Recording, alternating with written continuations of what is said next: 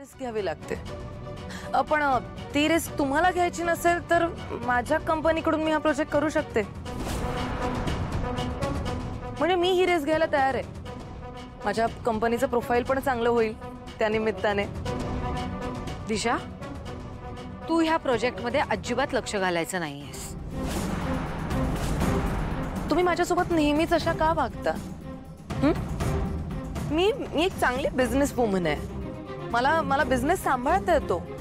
आणि तसंही तुम्ही या घरात कुठलीच रिस्पॉन्सिबिलिटी माझ्यावर सोपवलेली नाहीये. तुम्ही काय असंच दिवसभर बसून राहायचं का न्यू सासू मॉम सारखं? मला नाही जमणार आहे असं बसून राहायला. मी त्यापेक्षा ऑफिसचं काम सांभाळेन ना. माझा बिझनेस परत एकदा उभा करेन व्यवस्थित. मी बिझी तरी राहीन काहीतरी काम करताना. ठीक आहे दिशा, आजपासून मी तुला एक महत्त्वाची जबाबदारी देणार आहे. बहिणी या दिशाला कंपनीची मालकीण वगैरे बनवणार नाहीत ना? मला माहितीये. आपल्या ऑफिसमध्ये आदित्यच्या ज्या रिस्पॉन्सिबिलिटीज होत्या त्या सगळ्या तुम्ही आता माझ्यावर सोपवणार आहे ना? नाही, मी तुला आदित्यची जागा देत नाही.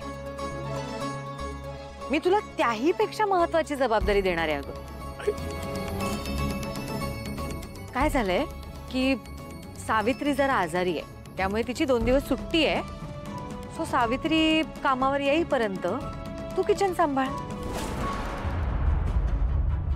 सावित्री येईपर्यंत तू पूर्ण किचनचा ताबा घे. हे किचन वगैरे सांभाळणं हे मी कधी आधी केलेलं नाहीये. माझ्या मम्मा डॅडींनी पण मला घरी कुठलंच काम कधी सांगितलेलं नाहीये. त्यामुळे मला ही कामं असली जमत सुद्धा नाहीत. मला बिझनेस करता येतो. तुम्ही मला बिझनेस करायला द्या. हे किचन वगैरे सांभाळणं माझ्याकडून नाही होणार. ए दिशा, हे काही बिझनेस वगैरे करायचं आहे ना, तो परितो सोबत जाऊन तुझ्या सासरी करायचा. जे काही दिवे लावायचे ते तिकडे.